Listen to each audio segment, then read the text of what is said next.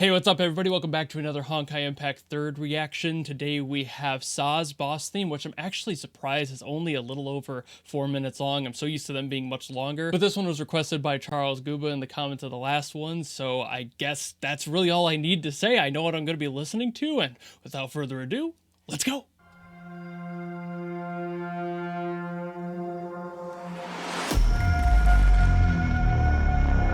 I might not be able to tell when these transitions happen, given how short this one is. I know this is like an intro section here.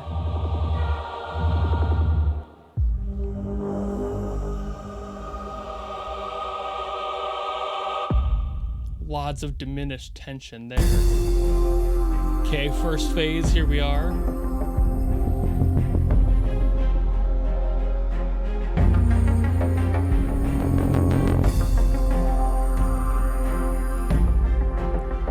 I was getting Call of Duty lobby vibes at the beginning of that, actually. But it's very early in.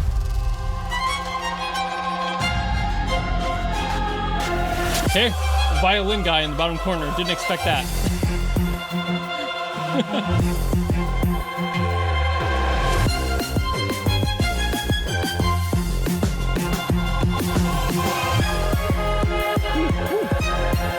Changing up the rhythm.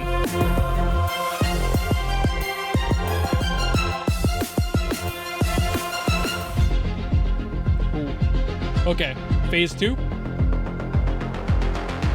More obvious than I thought on that one. Getting a little more serious, you can feel it. Yeah. It seems like any degree of whimsy that may have been there is now gone. Any fun in the rhythm. We're not having fun anymore, kids. I'm about to learn you a lesson right here. Ooh. Ooh, yeah. Ooh. Those percussive textures, too. Ooh. Ooh, it got filthy. Yeah, this isn't as fun as the first one. Whew, that note. But there's still a little bit in there, you know? Very dark, though, compared to the first one. It felt more familiar. More similar to, like, the intro sequence with this one.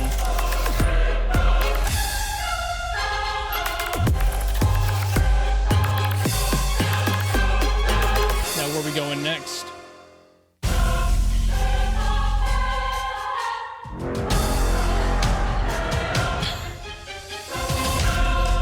Nice informational panel there.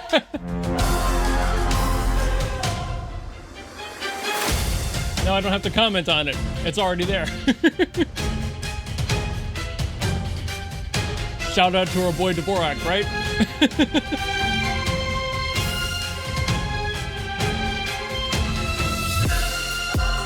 Ooh, ooh. Wait a minute. We gonna have fun again? This feels like it's leading into some...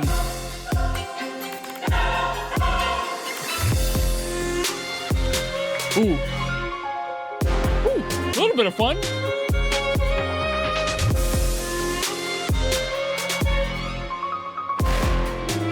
Still more of that intensity from that second phase, though.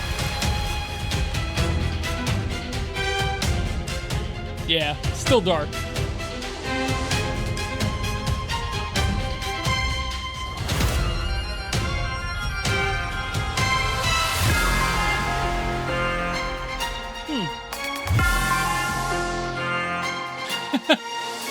Interesting choice of the organ there. Just having the one note was kind of odd, but I don't hate it. Ending with a harpsichord, huh?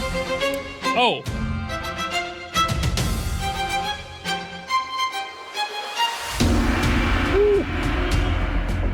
Okay. This must be final phase time.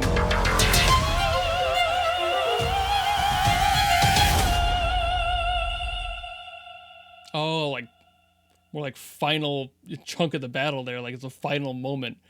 Interesting to have like a whole separate chunk of motif just for the last little bit of the song. So getting into the breakdown of what this character's motivation may be, I do have a little bit of a hint here because I was told that this is the character that's in control of Vita, who I talked about in the last video. So I at least know that they're a powerful entity of some sort. To be able to have some sort of a control over another person is a very powerful thing in general. But having control over a character that is another boss means that this is even bigger on that scale. It's even a bigger bad to deal with. So it's like, whoa, how powerful are we talking? Maybe godlike. This song definitely gave me that vibe. Like this character may have more of like a godly energy, a presence, even if not the powers of one. But I'm assuming that they probably have something pretty close if they're able to control another person in general. But like the intensity of this song was so interesting to me because it started fairly intense, but then that first phase had some more electronic stuff that was showing a little bit more fun, maybe they weren't taking it serious is what I'm assuming maybe the intention there, because maybe Saw feels so powerful and like frankly untouchable that they're not really worried. Having the electronic stuff in there really does make it feel a little bit brighter, even that aside. So I'm sitting here like trying to figure out what this character's actual intent is, what their goal is with this whole fight. Why are they fighting you? Maybe you did them wrong and that's why they're not really taking it serious, because they don't have a problem taking you out for whatever thing you did. And then it gets more serious, of course, because that's always the case with multi-phase bosses, is that they always get a little bit more serious as time goes on because you suddenly become a threat. And now this character, especially in that second half, shows that in the music. The character's personality is shining way more through and way more naturally because you kind of get rid of a lot of that stuff in there. There's still some stuff in there, but it takes itself at a better pace. It's not like randomly changing the beat pattern and having something that with a little bit more whimsy in it. It gets a little bit more serious and kind of stays consistent with its approach. It just goes on a straight 4 with like maybe 1 or 2 beats that are added in as like a filler, but nothing that really changes the intensity that that second phase has. And by the time the third phase comes in, you're just like, oh, she mad, mommy angry. Like now we're in a problem area where this character is almost fighting for their life. There's more of an intensity to it than even the prior one, but also there's seems to be something kind of like breaking through, and that could be a reflection of the character actually themselves breaking, rather than like something breaking through in their personality trying to be sorry, which is usually what I would associate that with. But in this case, knowing that the character seems to have some sort of a godlike power over another person, I am assuming that there's really not that in there. They tend to be pretty emotionless when it comes to these sorts of things, and they just get mad. They basically know how to be a god, and those two emotions are happy and mad when anyone challenges their ideals and their principles. So I think in that third phase, that cracking and hearing that other stuff, that like electronic stuff that's like reintroducing itself, isn't so much like the real personality of the character trying to shine through, and it's more of a like a physical crack in their facade, and they're just like, well, I have nothing else to lose at this point. It's either I take this thing out or I lose this battle and a human beats me, which I can't allow as some sort of a being who feels themselves higher than you as the player. And then that final little bit there is really interesting to me because I'm just not used to hearing an ending part of a song. Like, I'm used to hearing the ending of a third phase because usually there's 3 phases in a traditional boss battle, but having just like a little button in there makes sense. I'm assuming that they brought that in just for story reasons. Like, you have to have a way to button up the song and finish it off so the story can continue. Otherwise it would just have to fade out, and that really doesn't make any sense. But there was a finality to this one that just hit really hard, so it definitely feels like you as the player took out a character that was maybe literally larger than life. I'm not sure how big the scale is here. I'm not sure if these are like avatars of a god where it's like them but inside a like human-sized body, or if at like this point in the battle they've already released so much of their real power that they're at least somewhat larger than you, and that's kind of where the phases come from.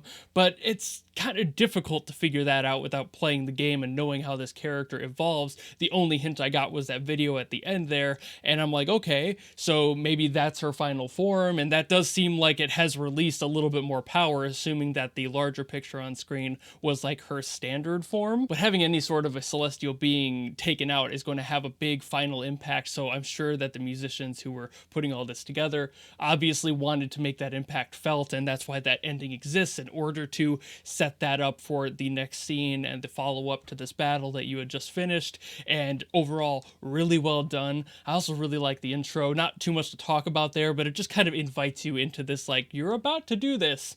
Are you sure what you're doing is worth it? Like, you're walking in here, you see the threat, you know how powerful this person is. Last chance to turn around, maybe. Like, I like that that's an introduction before it gets into the main boss fight, but there's also just not too much to talk about when it comes to the musicality of that part. It's just kind of a nice little way to introduce the whole situation, and it does that pretty well. But I think that's about all I gotta say on this one, so thank you all so very much for watching. If you have anything else you want me to get to from Honkai Star Rail or Honkai Impact 3rd, let me know in the comments, and I will do my best to get to it as always. And of course, if you just like this video and you want to follow me and support me for more stuff in the future, you know how to do all that, and I will see you all in the next video. Goodbye!